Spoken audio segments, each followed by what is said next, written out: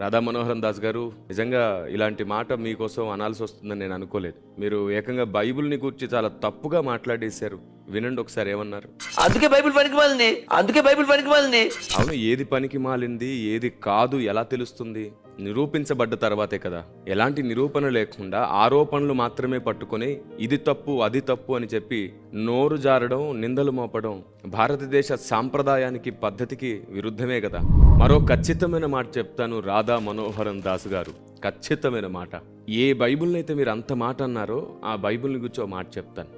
ఇంతవరకు ఏ మతం ద్వారా కానీ, ఏ కులం ద్వారా కానీ, ఏ రాజకీయ పార్టీ ద్వారా కానీ, ఏ సేవా సంస్థల ద్వారా కానీ ఇప్పటి వరకు దొంగలు కానీ, వ్యభిచారులు కానీ, నరహంతకులు కానీ, శాడిస్ట్ మొగులు కానీ, ప్యాకాటగాళ్ళు కానీ, లంచగొండులు కానీ మారలేదండి, మారలేదు.